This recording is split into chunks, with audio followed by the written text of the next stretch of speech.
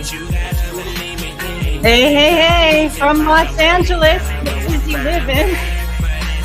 It's D-Rex trying to turn down this music. It's me trying to turn this music down all by myself. Hey guys, I see a couple of you here in the comments. I'm D-Rex. I'm here to help you get busy living today. Why am I not Swede? Where did he go? He's always somewhere. Okay, let me just turn this music off. This is so hard to do by myself, guys. Okay, so let's talk about this. Why am I by myself? This is not great. Swede's in the hospital, and he's in Texas, of all places. He was working his way across the country and started getting some headaches. So he's checked into a hospital, and he is not able to participate tonight. And I was just so excited to talk to our guest tonight about his life. And I said, I got this. I can do this. I can do this by myself from Los Angeles. So when you guys arrive in the comment section, please say hello to us because we want to chat with you. Now, I have a couple of things that I want to go over before I bring our guest in. But if you could send Swede some nice thoughts and prayers to get well soon, he really needs those. And I'm sure that he would love to get your texts too, although I don't think he's supposed to be looking at screens. So if you want to send him a nice text for later, I'm sure he would love that. So that's what's happening right now. It's going to be me and our guest, Bryan Schuerman, today. This is very exciting. The topic is making bold moves in your life. And I want to get to the secret behind how he does everything that he does. I can't wait to talk to you guys about that. Before I do, I would like to remind you that besides thoughts and prayers, you could always head over to I never can say this right, thehswa.org, which is our nonprofit website. And what we want to remind you to do is to donate $25 or more to reserve your life in a year of Swedism's book. That's the first time I ever said that correctly. And that's going to put you in the raffle to go to Alaska with our friend Scooty Wells, who's an amazing dude. Let me show you a little bit what I'm talking about here. So you can win a trip to Alaska where you get to do everything you want to do outdoors. Scott's going to help you plan it. Look how amazing this is. If you reserve your book today, or you already have, you're going to be entered into this raffle to win this amazing trip with Adventurous Alaska. Who would not want to do that? I would say no one. All right. So because I'm doing this all by myself today, you're going to give me a second to remove all of this stuff from the screen, because usually, we're tag teaming it here, and it works really well with two people. One person, it's while I'm talking, very confusing. So happy to see you here. I'm going to look in the comments. Hi, Lori.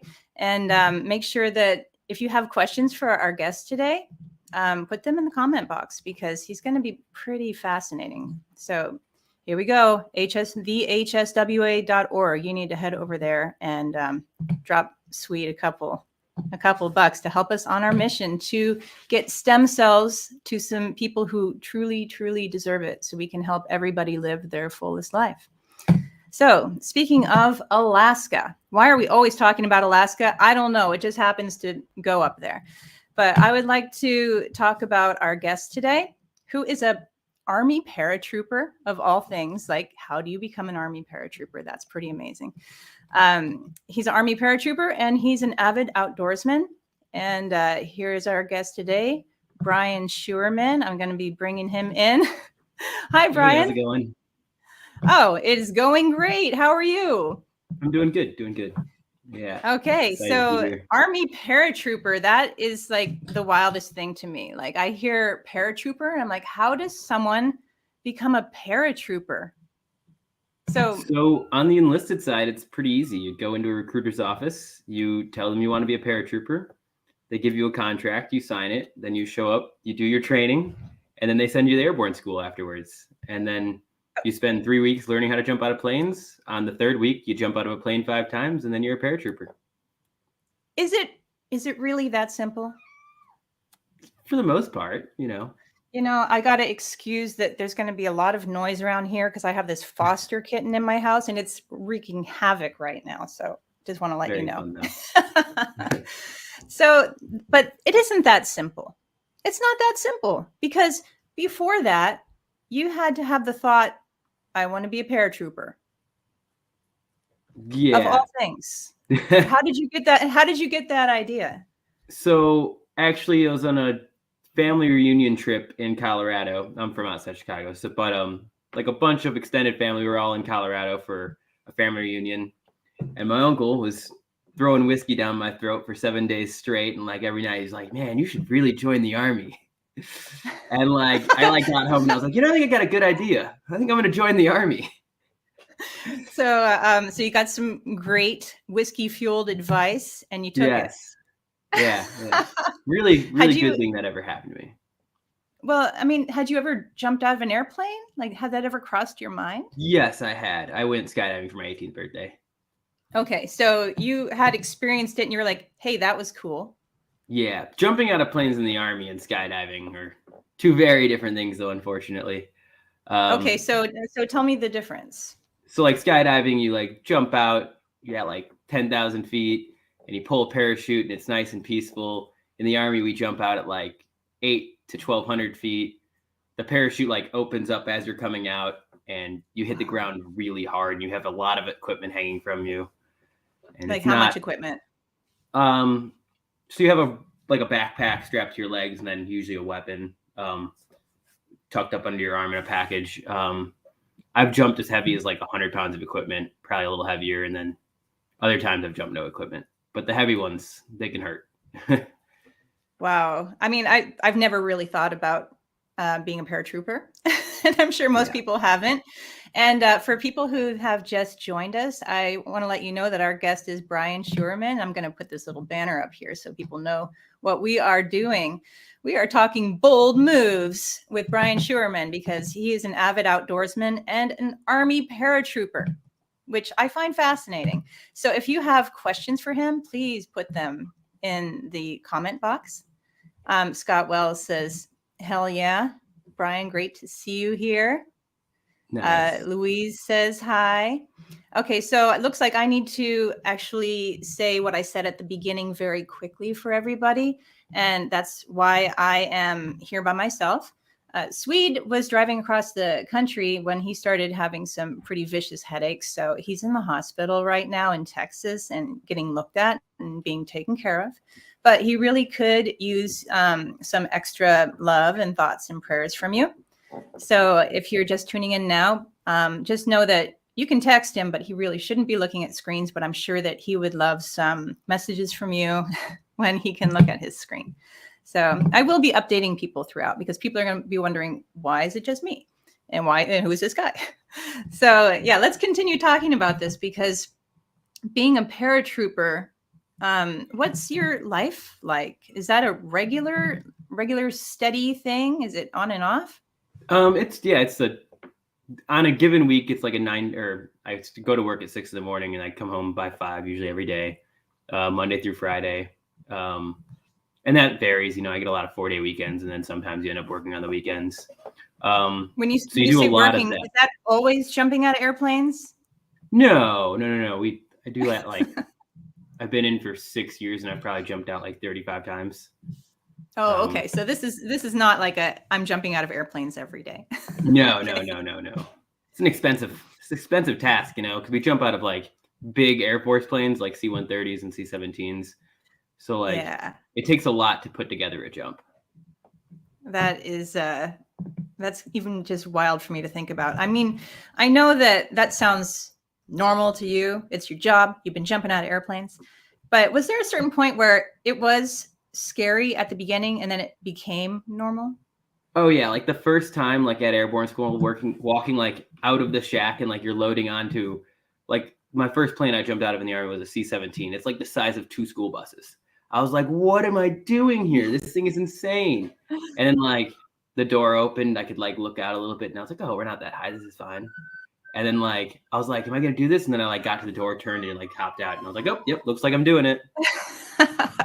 So was it after that it became normal, or did it take a few more jumps? It takes a few more, and then like now it's like no big deal. Like my heart rate doesn't even rise. Oh, wow.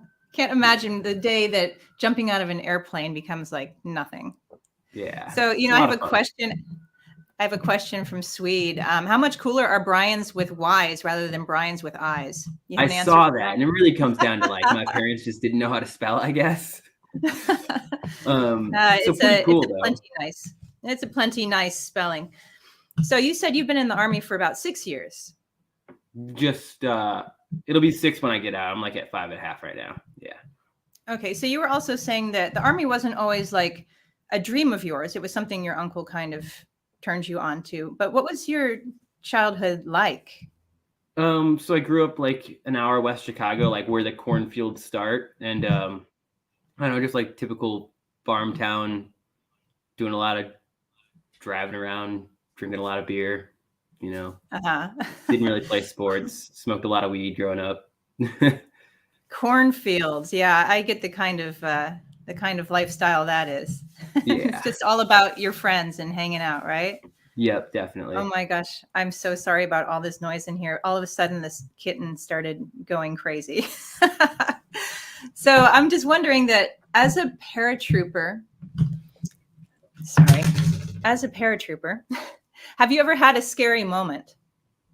I've definitely had some like concerning ones. Like I've come out like really twisted shoots, and then like one time I was doing a night jump in Texas, and like I like came out and I like looked up and it was like a sheet in the wind. I was like, oh, that's not a parachute. And I'm like, I grabbed my reserve and I was like, no, I can untwist it. So I like untwist this chute, work on it. And then I like go to lower my ruck because it's like on a 35-foot line that you can lower below you before you hit the ground. So I go to lower my ruck and it just like instantly hits the ground. Then I just like smack the ground really hard. And oh, wow. Like a medic ran over me. He's like, yo, man, are you good? You came flying in. And I was like, I think I'm good. And I like got up and was like, yeah, I'm good. Oh my gosh. Like I've had a few of those, but like nothing actually bad ever has happened. I've never, and like you get a lot of people that are like hit each other in the air, like twist shoots in the air. And I've never had something like that happen. How do you get out of something like that?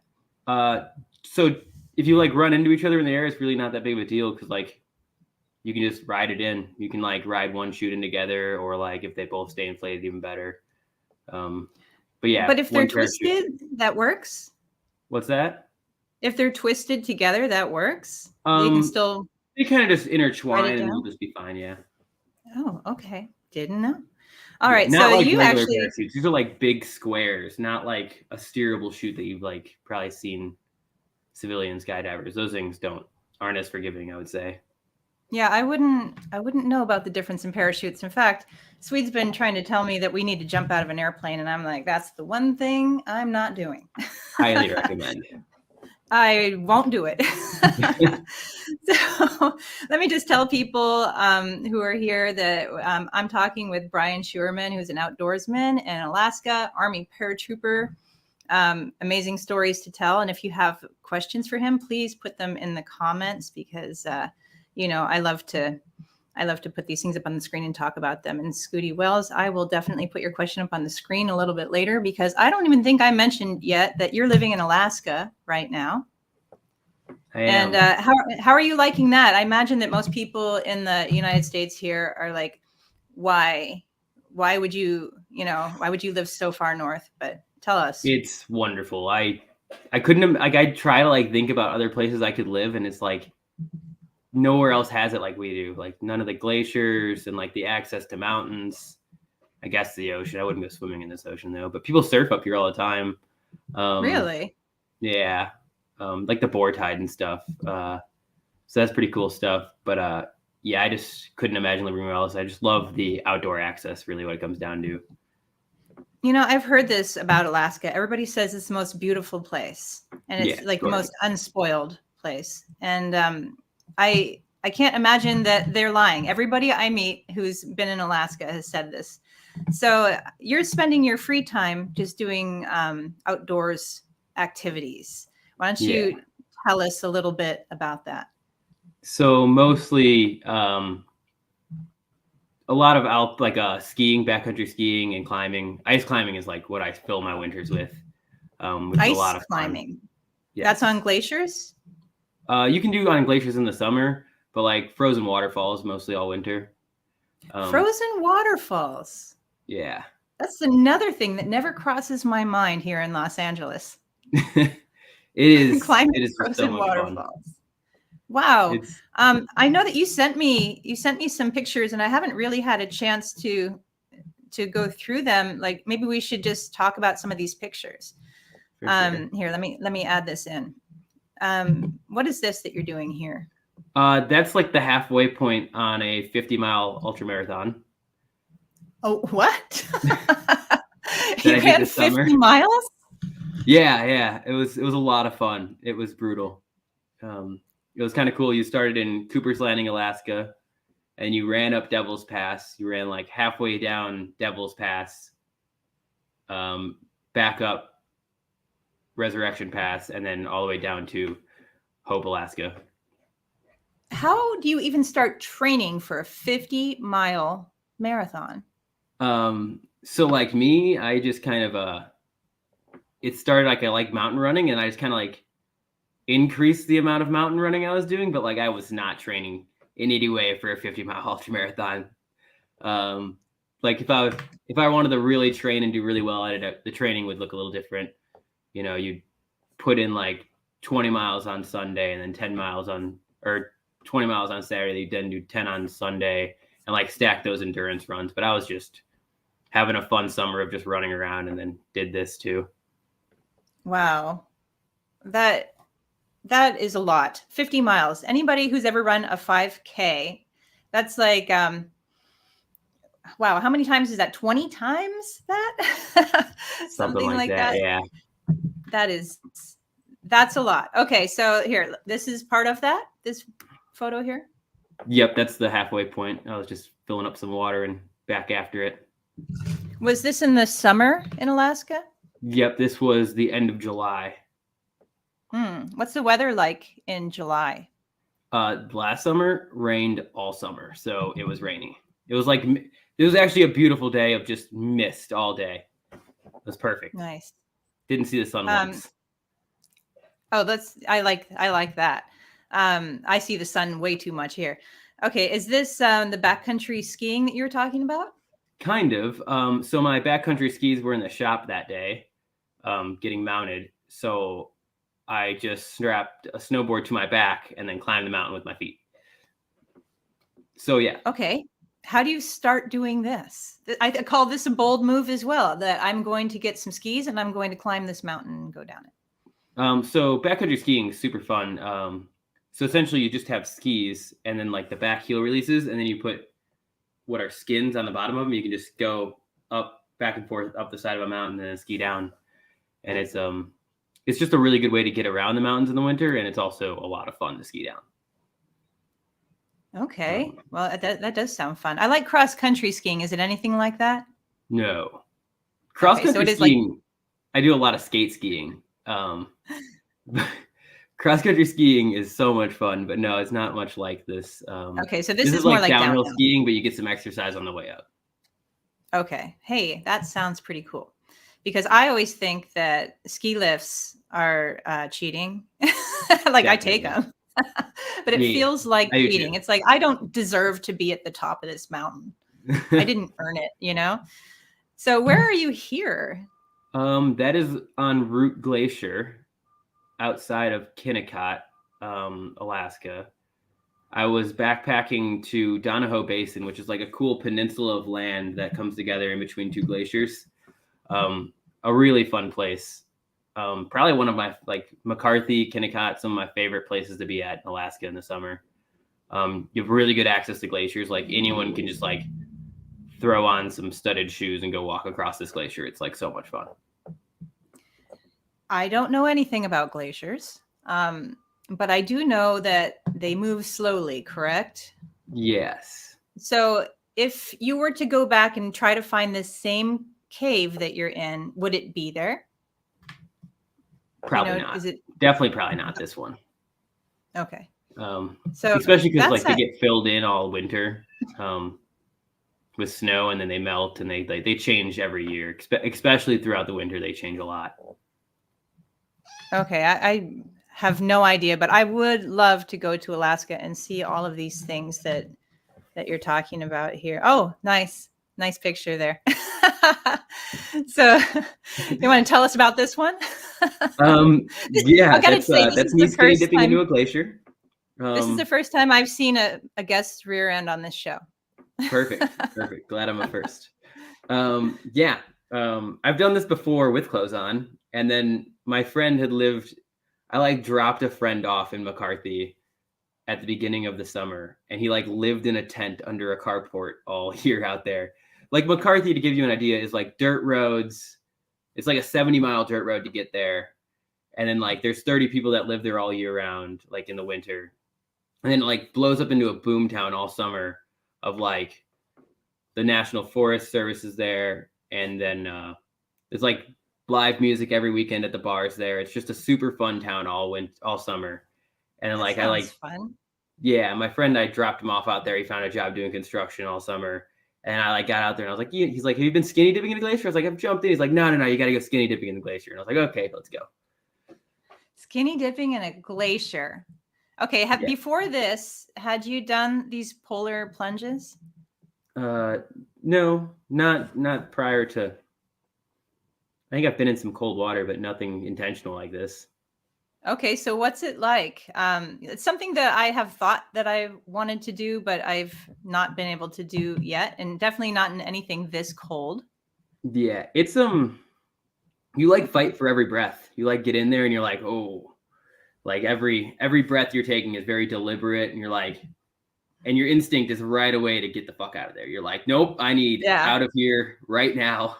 And then like you can fight it and like post your picture, but like you need out of there quickly. Yeah, I imagine. Sorry, I can't get this cat off of me. I don't know what to do. This is the weirdest podcast ever. So for those of you that just tuned in, I just want to say that Swede is in the hospital right now in Texas getting checked out and being taken care of. But he would certainly appreciate some nice messages thrown his way and some good thoughts and prayers, because he's not doing so great, but he's going to be doing great because Swede. You know how it goes. You know how his life goes. So definitely give him a little shout out on his phone, but he may not check it right away, but he'll check it. All right. So this polar plunge thing, I've been wanting to do this in Lake Erie. You're familiar with the Great Lakes because you're from the Chicago area. And they do get pretty cold, and they do get kind of frozen over. And Lake Erie is, I think, the shallowest of the Great Lakes. I'm sorry, I cannot get him off of my shoulder.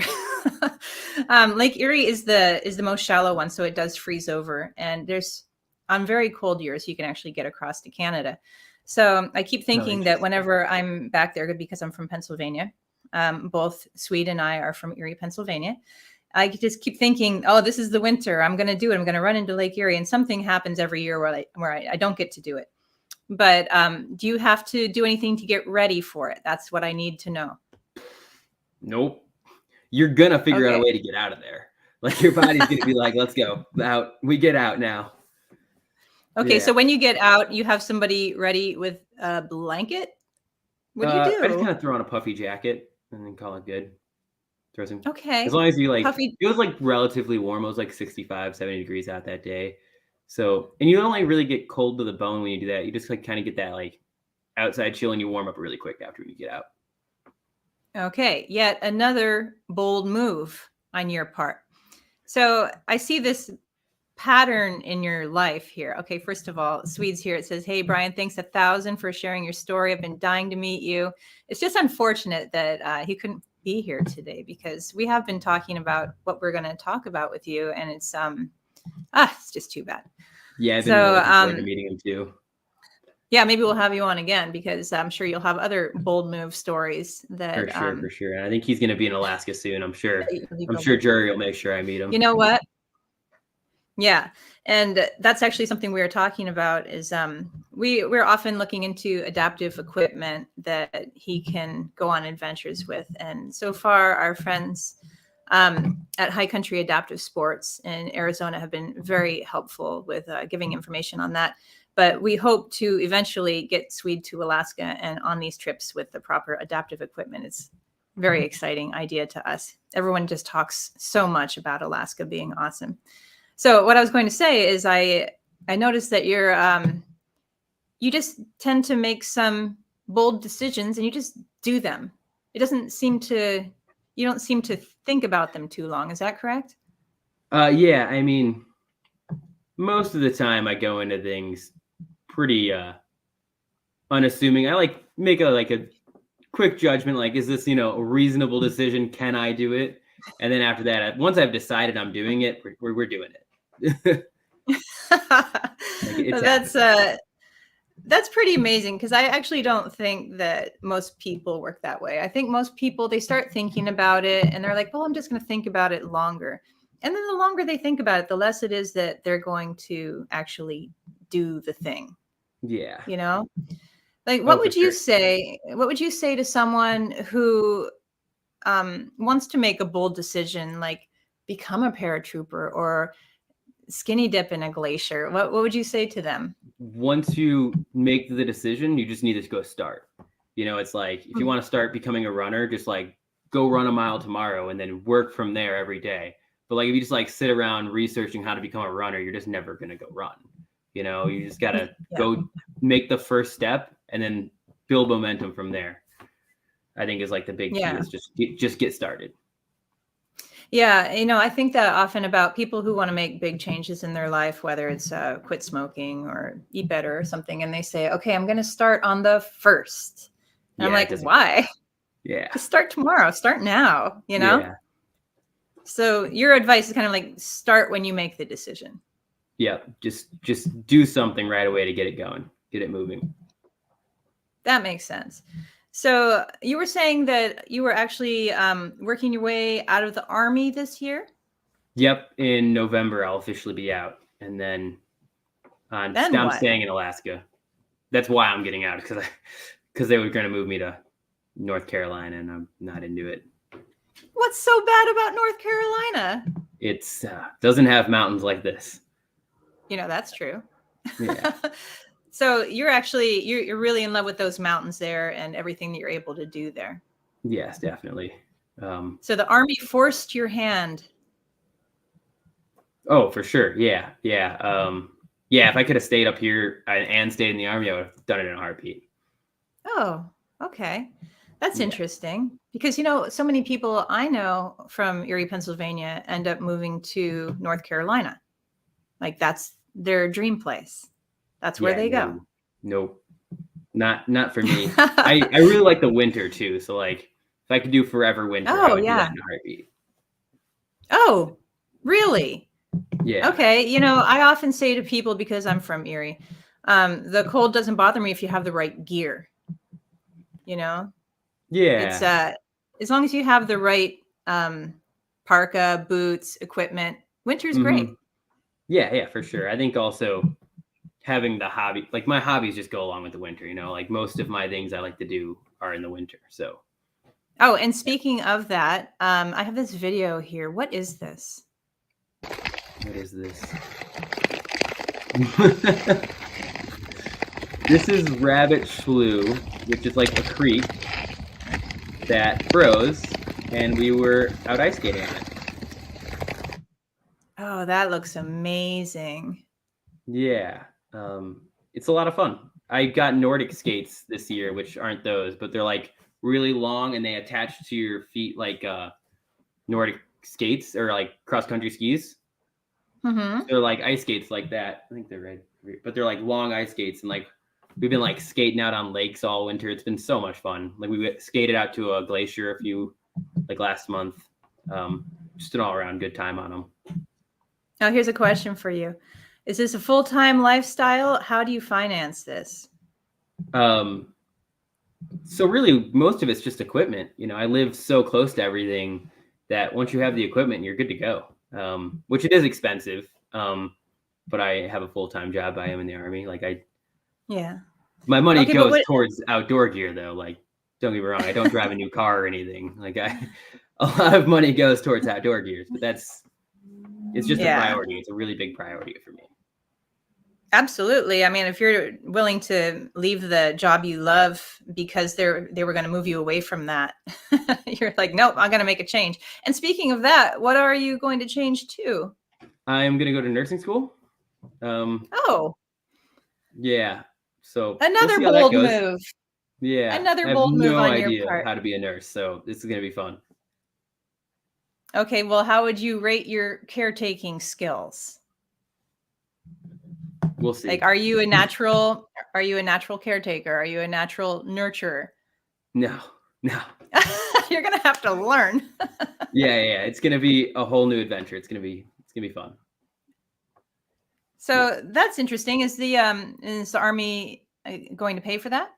The VA will. Yeah, I'll have the VA, the GI Bill. Excellent. Excellent. Yeah, it'll be reasonable. It'll be It sounds school like will be free, and it'll be a housing allowance while I'm in school, so it'll be okay.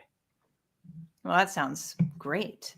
Yeah, there's another question for you, Scott Wells. I want to hear about Bryan's winter ascent and then subsequent descent of Pioneer Peak. That is a fun day. So Pioneer Peak, for people who don't know, is a like 6,000 foot mountain outside of Palmer, Alaska, and it's just the north face of it is just like a sheer wall. It's a snow ascent with like a few ice pitches in there, but it's like a super steep climb, and it's like 6,000 feet and like a mile and a half.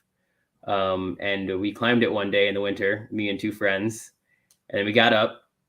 It took like 8 hours to get up this thing, and then we like started descending off the backside of it, triggered an avalanche, so we had to climb back up. And then we spent like 24 hours on this mountain getting off, like from start to finish. It was just a long day of just rappelling down the face of this mountain. Was there any point where you were unsure of whether you were going to get down? Not really. Once we triggered the avalanche, we were like, okay, we got to go back the way we came. Once we got back up to the top, I was like, okay, we're good. It's going to be I knew it was going to be a really long night, but I was like, we're going to make it down. No problem. There was like a point where I was like walking from where we triggered the avalanche back up the mountain. I was like, do I call my parents and let them know about this real quick? And like yes. My one friend was like, we should call for rescue. And I was like, we don't need rescue. We're going to be fine. But again, it was just a really, really long night of rappelling down this mountain. So you were just kind of putting in the work at that point. You're like, I know if we just work, we're going to get back down. Yeah. Have you had any outdoors moments that you weren't so sure about? Bear encounters, but they're all like, you pretty much know how they're going to end. It's going to be fine usually. Usually, yeah. You don't know how they're going to end. Yeah, but I like to say like those things don't really happen, but they totally do. People do get eaten by bears. Yeah, they do. That's a real thing. But like, you carry the proper equipment. Like I think the spiciest bear encounter I had, I was backpacking, so I was carrying a gun, and I was like, okay, this is, at the end of the day, it's probably going to be fine. But it was just like a big brown bear down. Actually, I was doing the trail that I did that ultra on, but I did it from Hope all the way to Seward. And I was just like, came around a corner, and this giant brown bear was just like up this hill, and it like started walking towards me. And really what it comes down to is these things just don't care that you're there.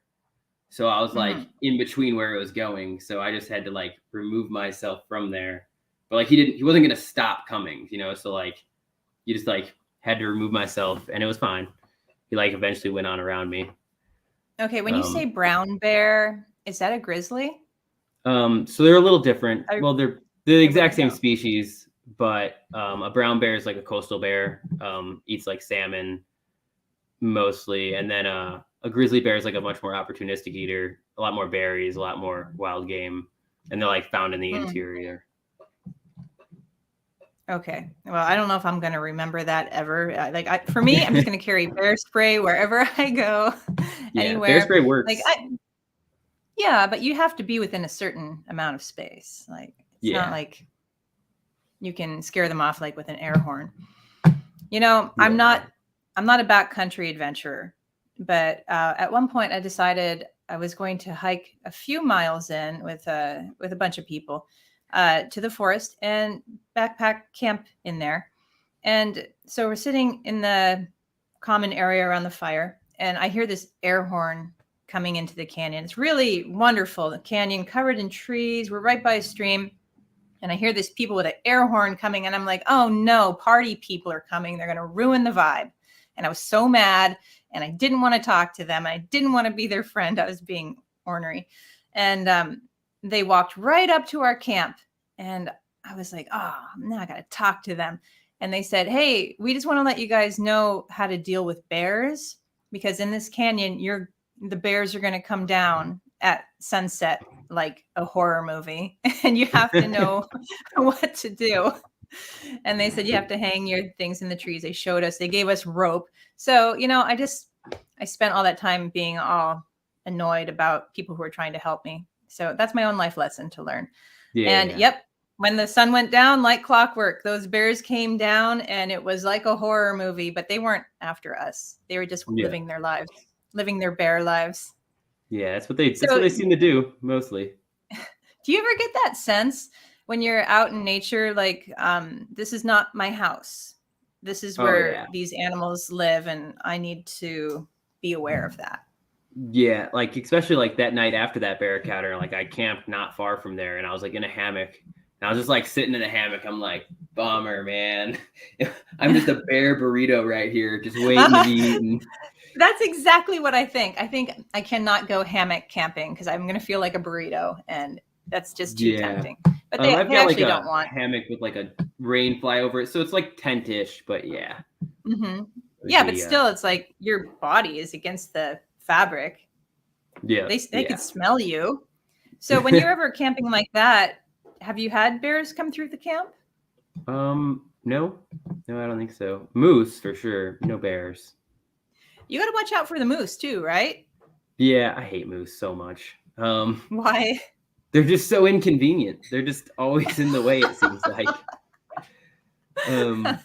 Yeah, they just get in the way of everything. They'll just be like on a trail, and you're like, hey, moose, can you move for me? And they're just like, no, actually, I'm going to walk towards you until you go back the way you came. And you're like, all right, looks like you win. And can they be dangerous? Yeah, oh yeah, they can trample you and ram you and stuff. Oh, okay. For sure. Oh, I can't believe we're talking about moose on this podcast. And speaking of, we are talking with Bryan Schuerman, and it's me today because Swede is in the hospital in Texas. I'm not going to go over it again. He's being treated, but maybe shoot him a nice text if you can. And he's definitely going to be back next week. Just want to let everybody know what's going on. And if you have any questions for our outdoorsman friend here, please put it in the comment box because we're answering questions. But I wanted to ask you because Swede and I in January, I think Swede didn't actually end up really doing it this year, but I did. We participated in something our friend Chet Dine puts together called the 100-mile challenge. And it's where you run 100 miles in the month of January. I mean, for someone who runs a 50-mile marathon, that probably sounds like nothing to you, right? Yeah. It's okay to say it. It's all right. Pretty straightforward. But for a lot of us here, like when we brought that up that we were going to do that, a lot of people are like, heck no, not doing that, And for me, it is quite a challenge to squeeze in 100 miles in 1 month. I'm no Army paratrooper or glacier climbing moose finding guy. But this 100-mile challenge was a great way for people to kind of kickstart their year and kickstart their health changes, which I thought, it's always an amazing thing to do in January. Do you ever feel like you need a reset like that, or are you just constantly on? So yeah, like a year ago, or a little year and a half ago, like the beginning of last year, I was like 50 pounds overweight, not thriving. You? And then, I wasn't in the running at all then either. And then one of my friends asked me to do the 75 hard challenge, which is like 75 days of no drinking, 2 workouts a day, 45 each. One has to be outside, and like we were starting in the middle of winter in Alaska.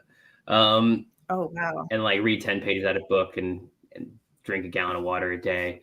And like I did that. You know what? And Let's go over those a little bit slower. This sounds like a good idea. It was well, I mean, 2 workouts a day is a lot for people. I got that. yeah, the But say the time other on that things is a again. lot. So it's 2 workouts a day, 45 minutes apiece. One has to be outside. No alcohol. You have to follow a diet. You have to pick a diet and follow it the entire time. No cheats. What did you pick? I ate vegan. Oh, okay. All right, then go on. To me, I chose vegan because it was like a cut and dry thing. It's like, is it vegan? Yes, cool, I can eat it. Is it not? Cool, I can't eat it. Yeah. It was like super easy. It's not like, oh, I'm gonna eat healthy, because like that can be that line gets real blurry. Yeah, it does. And then like drink a gallon of water a day, and then read 10 pages out of a nonfiction book every day. Oh wow, that's a great idea. And what's this challenge called? 75 hard. 75 hard. This sounds amazing. And when was this again? The 1st of last year. Oh, okay. Yeah.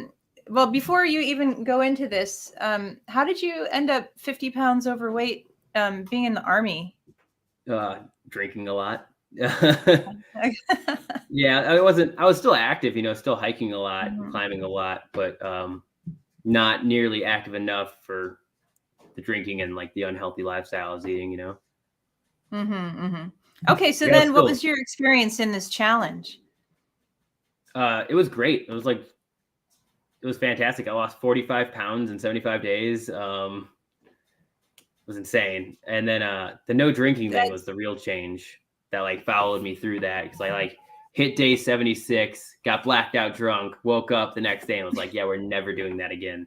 And then haven't since. Never. Yeah. That was it. That was your never moment. Yep, that was it. I was like, this is it. I'm never feeling like this again. We're never drinking again. Wow, that's fascinating. Wait, let's talk about that, because I mean, that's a pretty strong feeling. Yeah. Okay, so you said you got blackout drunk. Like that's it. Yeah. But that's just how I drink too. It's like, I'm not like a 3 beers kind of guy. If I'm going to do something, I'm going to do it. Okay. So that applies to drinking too, So like if I'm drinking, we're going hard. Okay. So you spent 75 days not drinking, exercising twice a day, drinking a gallon of water, reading books, eating vegan. Do you feel like, not to harp on the vegan thing, because I swear we talked about being vegan the entire month of January, so I'm not going to do that. But how did you feel eating vegan? It was fine. I've probably lost a little bit more muscle than I had to through that process. But like I said, it was like a cut and dry diet that I was easy to follow. Other than that, but you were able to work out twice a day on it. Yeah. And like, it's really easy to eat vegan right now. You just go to the grocery store and you pick up the frozen chicken nuggets that are just vegan, Well, those aren't exactly healthy, but they're vegan. Yeah, exactly. Oh, yeah. Oh, it looks like Sweet is participating. That's great. He's participating from the shadows. I don't think he should be looking at a screen, but I just want to say hi to Tasha, who's one of our biggest supporters here, who showed up to say hello. If anybody who's here would like to ask a question to our guest, who is an avid outdoorsman and Army paratrooper, of all the crazy things in the world you could be, please put it in the comment section, and we will bring it up. So now I have a more personal question, because I'm just curious about it. I mean, you're a young guy. Do you have a girlfriend or wife or partner? Like, are you? No. Okay. I've got a second date on Sunday, like. Oh, that's nice. Okay. So the reason I'm asking you is because I can't imagine that being a young person who wants to date in Alaska is easy. It's not the worst thing in the world, but it's not great. There's just like the ratio is not quite right. There's a lot more men than women, and I don't even think it's like that far off. But like, there's just more men than women. And then like for me, it's a little better because like I'm in the outdoor community, so like I date granola girls, and like people who do the skiing and stuff like that. Yeah, I can't imagine you'd be a good match with any other kind of girl. Yeah, no. Swede says that he's typing with his eyes closed. You should not be typing, dude. Well, let me just very quickly remind people that the very best way that you can support Swede and this entire mission of trying to get stem cell treatments to the people who really need them is that you can go reserve your book. You can go reserve your Life in the Year of Swedisms book.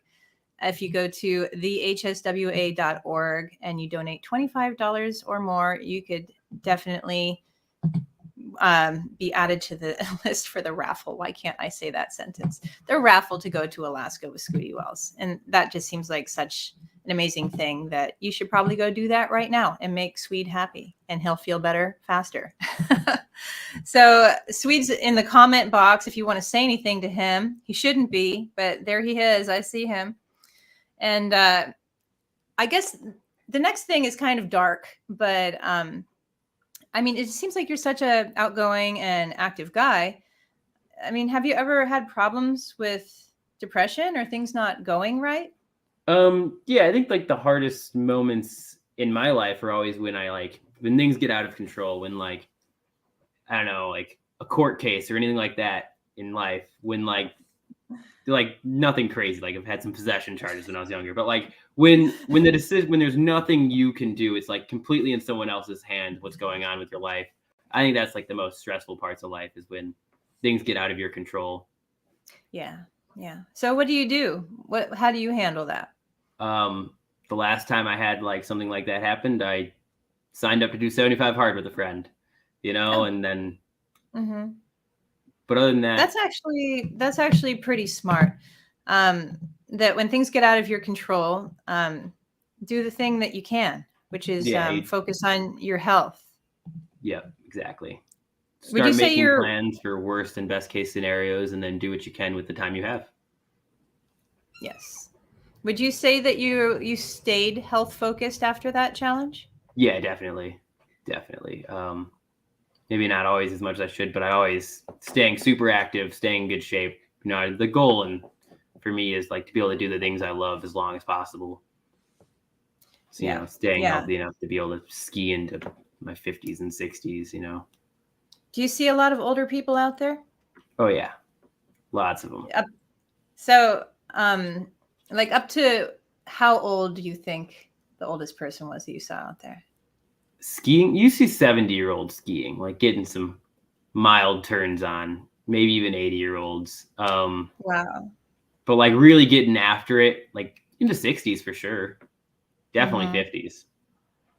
That sounds amazing. I just wonder, they probably have been doing it the entire time. Yeah, like they're not falling down anymore, and they're like taking it pretty easy, well within their skill level.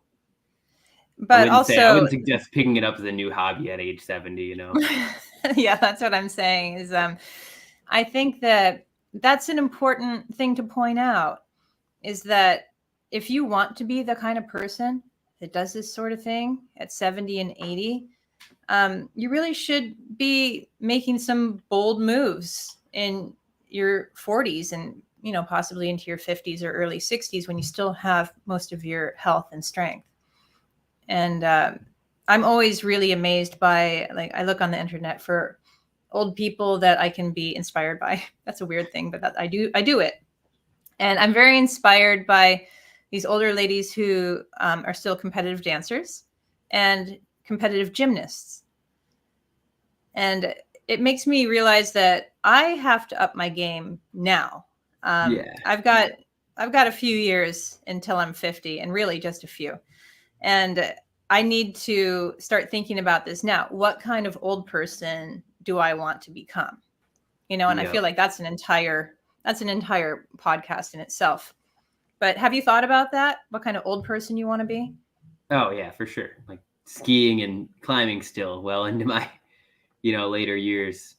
You want to be in Alaska doing your frozen waterfall climbing? Yeah, definitely.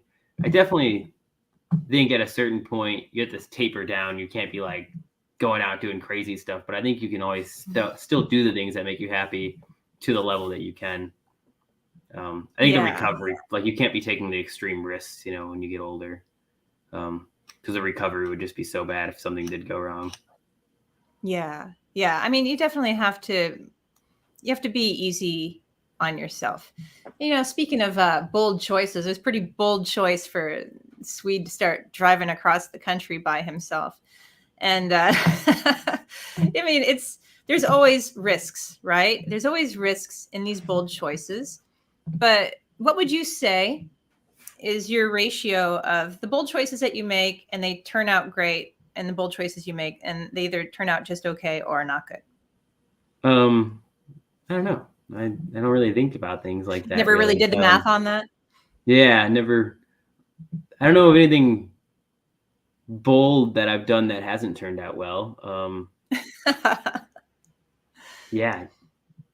Okay, well, Swede is asking this, and I think that you said very quickly what this answer was, but I also can't remember. What prompted the 75 hard challenge? So a friend on Facebook had put it out, but at the time I had like gotten in trouble at work a little bit.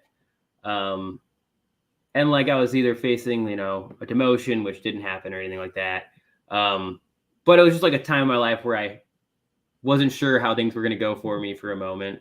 And then like this opportunity presented itself during that. And I was like, well, let's do this. Just to like, get a little bit of that control back in your life. Yeah. Well, I do have a question specifically about the alcohol aspect and how strong your decision was. So you had 75 days of not drinking. Was that hard? No, not at all.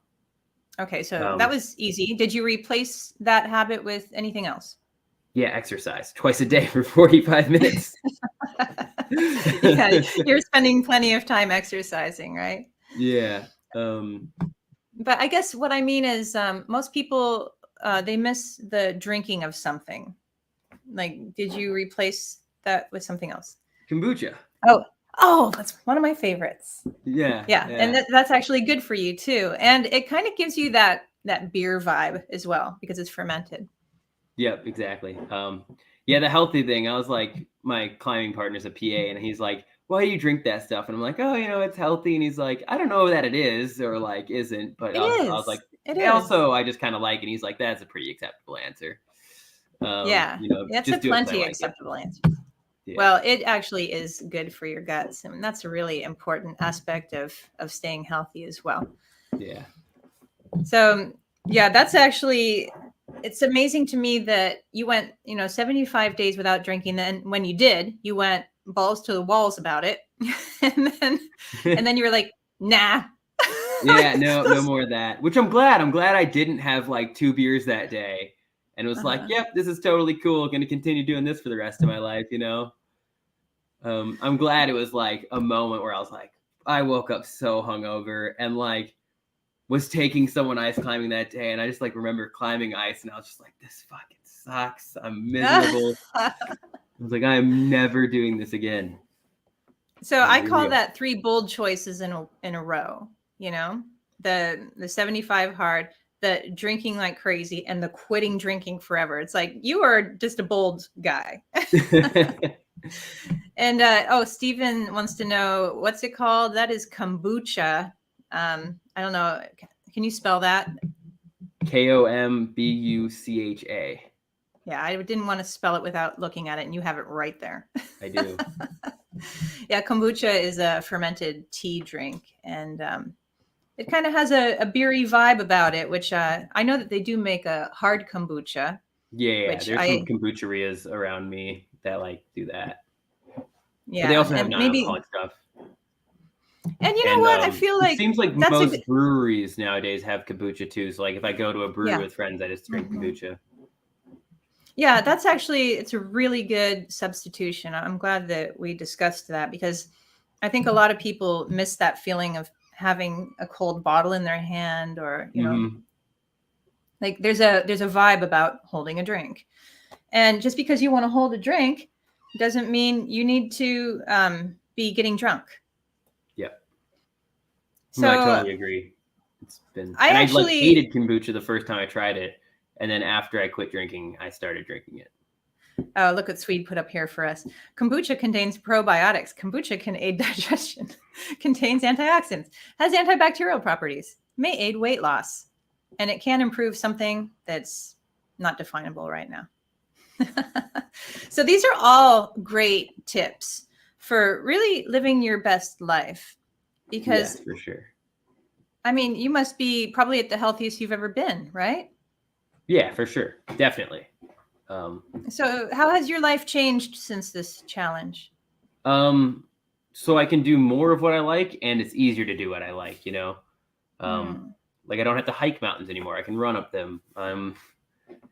And like that allows you to do more in a day too. And then like, there's no, like, I don't have to recover from, it's not like I have to reward myself from doing a hard hike with like 7 beers and then the next day it's trash, you know? It's just like, I'm like at a constant go now for the most part. That's awesome. And does it affect your energy throughout the day, or were you not drinking that regularly? Yeah, I'm mostly, I mean, there was a point in my life where I was drinking a lot during the week, but mostly, yeah, I didn't drink during the week. The last few years I was drinking. You know, I'm pretty sure this is not supposed to say thong, but it probably auto-corrected on Swede's phone because I imagine that he uses that word. I think that is supposed to say thing. And speaking of Swede, he does want to join us for this last couple of minutes. So if you guys want to say hi, we're gonna bring him in. I don't know if you're gonna turn on your camera or not, but you're in now, Swede. Can you hear us? I don't know if he's ready for us, but he's here. There he is. Hey.